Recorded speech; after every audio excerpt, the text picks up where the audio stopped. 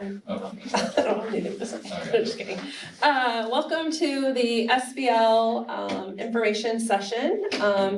Thanks for attending. Sorry about the technical difficulties we were having.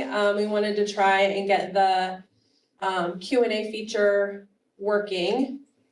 Is it working, Heather? There should be a chat. There should be a chat feature that if you have questions, Heather Wilcox will see them and she'll pass them on to us as we're presenting. So, and this session will be recorded, and the video will be shared. So if you missed anything or if you want to go back over something, it'll be available to you. So at Knoxville High School, we have chosen to move from traditional grading to standards-based learning because our focus is on student learning and assuring our students master the essential skills being taught in each course. We're committed to providing clear feedback and helping our students learn and grow throughout the years that they're at KHS, and to meet these goals, to better meet these goals, we are transitioning to standards-based learning. This fall, we have our second pilot group started last year. We had a few teachers who were piloting SBL. And so those pilot group members are here this afternoon and they will introduce themselves. So for physical science, myself, Mr. Peden, and Mr. Gibbons are taking care of those courses. Amy Lee and I have Spanish 1. Michaela Splavik, I'm Spanish 2 and 3. I'm Mr. Jane, Mrs. McBride, and I teach Language Arts 1. I teach the advanced section of Language Arts 1. I'm Mrs. Carlson and I teach Language Arts 2 and Language Arts 3. I'm Daniel Massman, I teach Language Arts 3.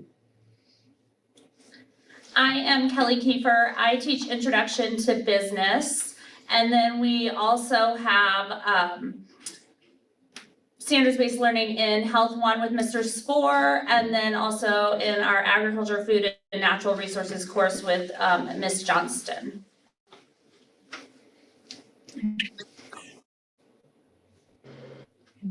Okay, so with SBL, feedback is very important. And in JMC, JMC doesn't actually calculate the grades, so you will always see a 0% display. But if you click on that 0%, it'll say semester 1. If you scroll down underneath JMC, it will actually give you 2 categories. We have skills and checks for understanding, and then you will have colored boxes along with those. So the checks for understanding is the feedback for the students for each of the skills that they have leading up until the assessment. And so the checks for understanding do not actually impact the grade. They're just intended for feedback.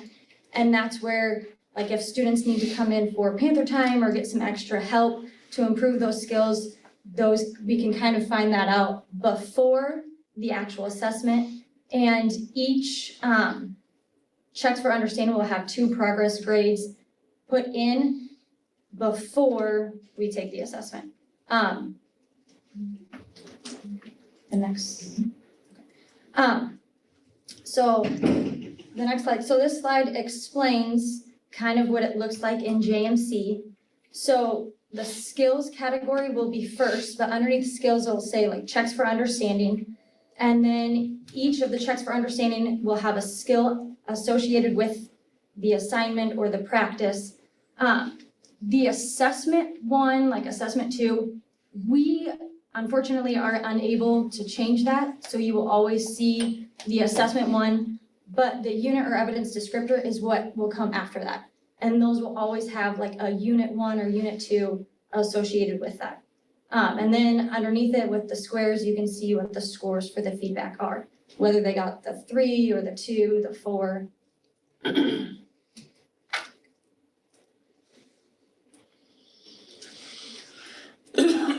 So what you will see in JMC, or what would help each teacher to be able to kind of calculate each grade, or what we'll be putting in is what will be the skills category. So this will be the first part in each class or grade. And so it'll say skills category, and this is where we'll be kind of looking for that final evidence in each unit. There will be 3 or more scores throughout the semester at least, and that's what will be used at the end to figure out and kind of calculate that semester grade for the semester, or what you may have seen within the last week was for midterms, and those are what will be used. There may have been fewer than the 3, but that was just to be able to give students and parents kind of that picture of what that grade looked like.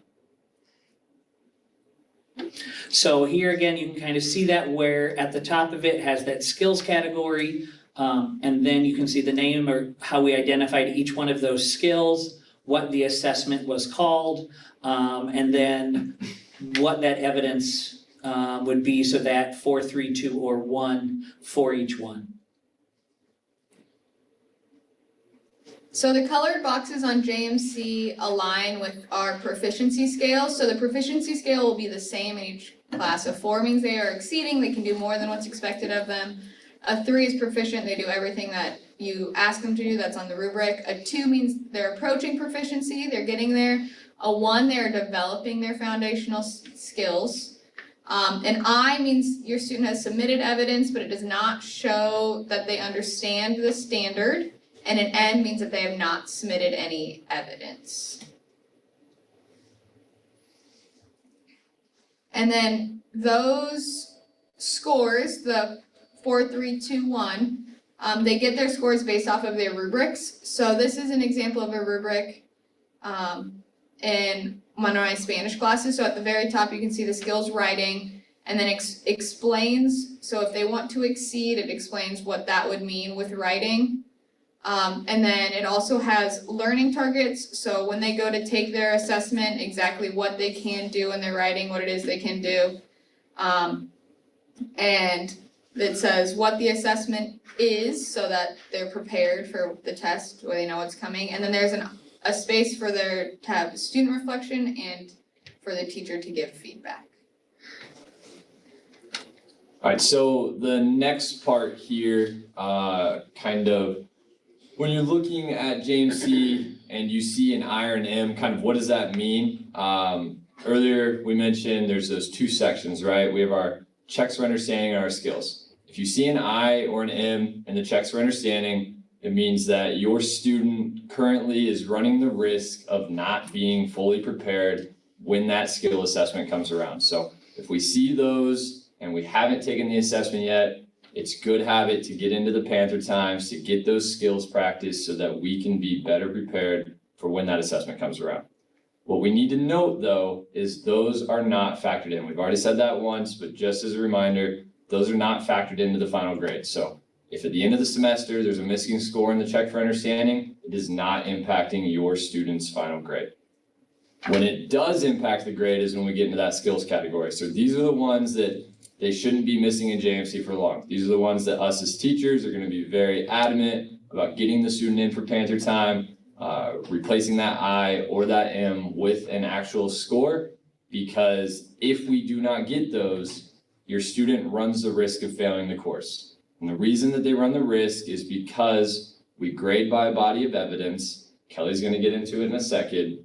And if we're missing those scores, we cannot make that decision for you. So again, please encourage your student, talk to their teacher about the missing evidence under the checks for understanding or the skills. We want to get both of those taken care of. Now, a question that comes up a lot around this time of the year, can my student retake assessments? So that's on our next slide there. If a skill is not going to be reassessed soon, so meaning in the unit, if we're not going to, for example, my class, if we're not going to interpret any more graphs for the rest of the unit, or in the following unit, the teacher will provide a retake opportunity.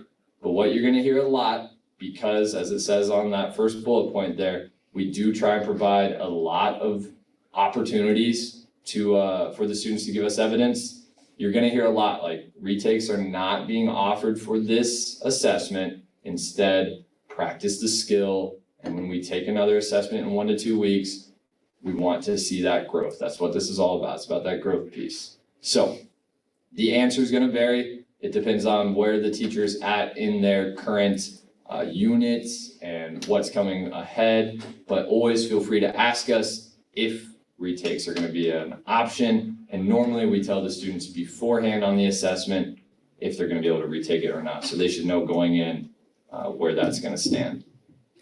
And then last thing, when will we receive a letter grade? Sean already kind of hit on it. We take that evidence and we give them a letter grade during midterms. You should have received those in the past week here. That grade is going to be on JMC for about 2 weeks because we don't want, in that 2 weeks, we should be seeing growth and hopefully that grade should have changed. So we don't want that to be kind of too much of a lasting impression. And then again, when those final course grades come around, you will see another letter grade. That's not to say your student can't ask, hey, where I'm at in class. That'll just be kind of a longer discussion as we have to go back and we kind of have to do some of that figuring. So they should be ready for that. Okay, so the next question that is asked a lot is how do we determine what that overall skill score is at midterm time and then also at the end of the semester. So Sean had mentioned what JMC will look like, and so when you're looking on JMC, you'll see the skills category and you'll see different skills for the class. So in Spanish, you'll see reading, writing, speaking, and listening, and those are the 4 skills in Spanish.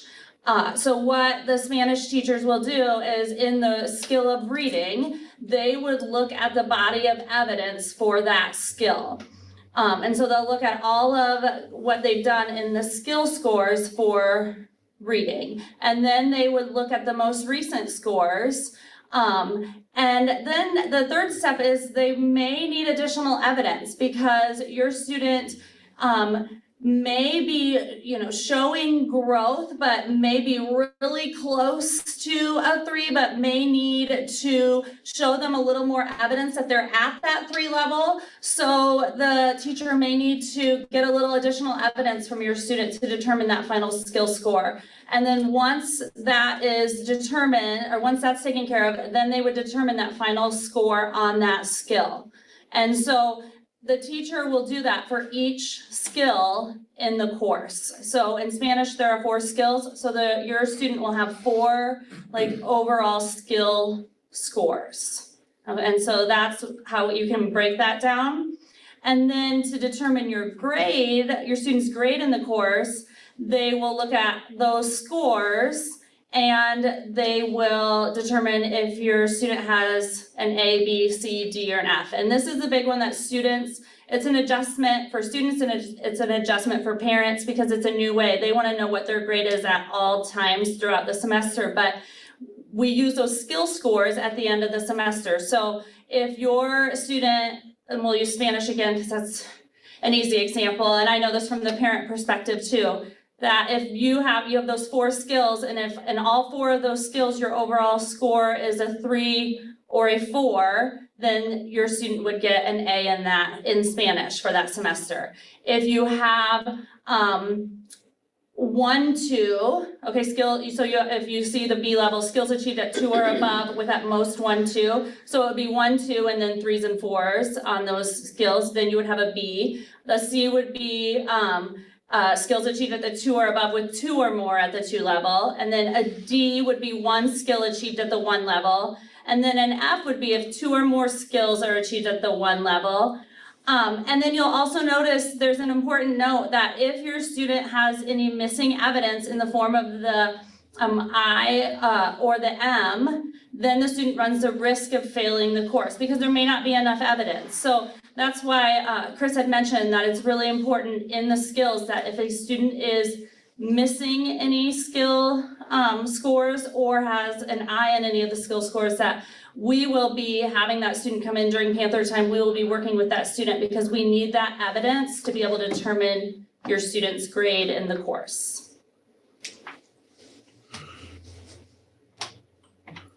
Oh, this is me too, sorry. See, it's a long day. Okay, so this is the other question. How does their grade impact their GPA? So we talked about, so when you go to JMC and you look at their progress report, you can see what their scores are on their skills and their check for understandings, okay? And the skill scores are the scores we pay attention to. The grades that were emailed out to you this week are their midterm grades, and that is just a trending grade. I told my students it was, if I had to assign you a grade right now, here's what your grade would be based on the evidence that I have up to this point in the semester. And I told them, that does not mean that is where you're gonna end. That does not mean you're stuck there. It means here's where you are right now. So that's what they've shown us so far in this semester.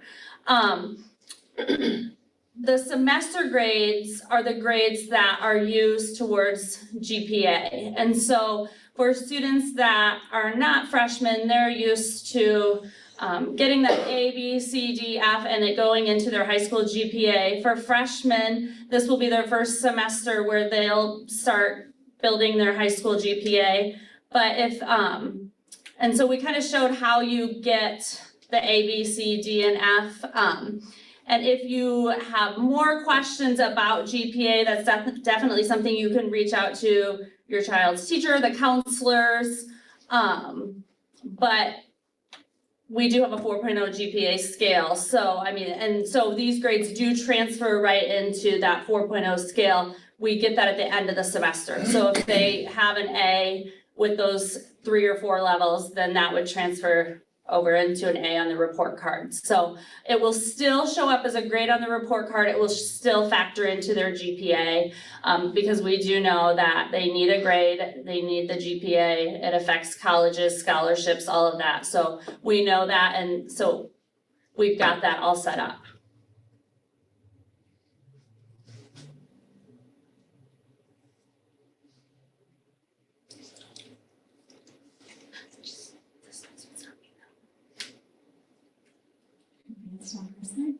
There we go. One other thing that we are incorporating, and you may hear your student talk about, is what's called the Panther Pride rubric.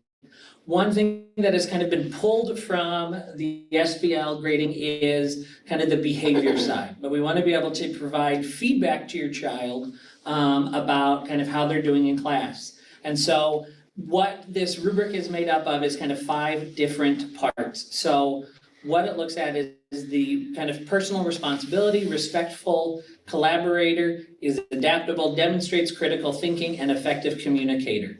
And so throughout the semester, some of the classes that your child may be in, so looking at physical science, Spanish 1 and Spanish 2, your student, and 3, Spanish 2 and 3, your student will be kind of doing a self-evaluation and then meeting with their teachers to see how they are doing, so they can self-reflect and then identify places that they can grow in these areas at 6 weeks, 12 weeks, about these places. So as an example, like looking at personal responsibility, students look at, are they actively engaging in learning, seeking help?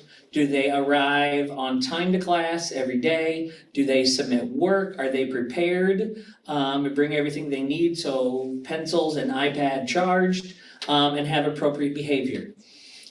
So the goal of this is to help the student kind of grow and what are kind of clear expectations throughout the semester.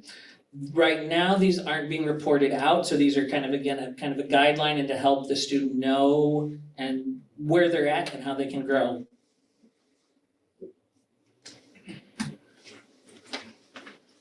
All right. So we have just a couple questions, and I will kind of share those, and if any clarification needs to be, please feel free to add something in the chat if I didn't communicate them correctly. But I think one of the questions was asking a little about the rubric, maybe, when we are identifying where the students are, maybe on a skill assessment, how that rubric kind of goes into play. And Michaela, I know you shared a little bit about that, but maybe you just elaborate a little bit more of what that looks like when you're giving a score. Yeah, so the learning targets on the rubric tell me what it is the kid needs to do. And then, like with writing, just general spelling, sentence structure, things like that. And the kids have all of that information too on the rubric. So I look at the learning targets and I look at the work they turned in.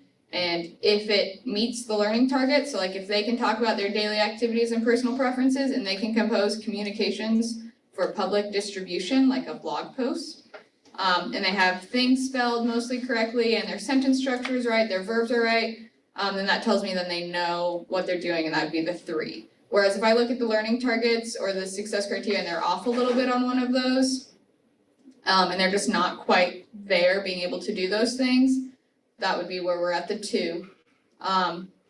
If a student's assessment is kind of way off the mark and we're not really close to those learning targets, that's when the 1s would come in. And then a 4 would be that like not only can they write about this, but I have some of my students that have like looked up their different verb tenses that they want to be able to use.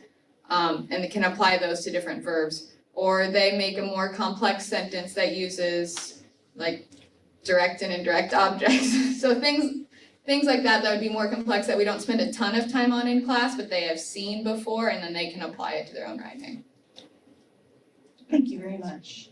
One other question was, how are different teachers for the same courses standardizing skill assessments?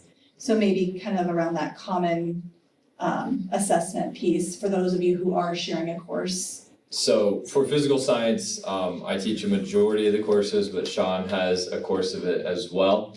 We use the exact same assessment. Every time before we give the assessment, we meet so that we can make sure we're setting the kids up the same before we head into that time to gather that evidence. And then afterwards, we'll grab a few examples from each of our classes and make sure we're both on the same page. Obviously, we're using the same exact rubric. So we're going to be taking from, for example, science. We have the same rubrics throughout every grade. The kids are going to be graded exactly the same in all chemistry, biology, and physical sciences they go through. We use generic rubrics for those. But we make sure that we're going through the rubric the same way. And you shouldn't really be able to tell a difference between a student being grading in his class or a student graded in my class. It's going to be equal either way. So just a lot of communication, basically. I think that's all the questions that I see on the chat right now. So at this point, I think that kind of concludes our session for this evening. Thank you very much for participating. And please, if you have questions, you can reach out to your child's instructor. So thanks again for joining us.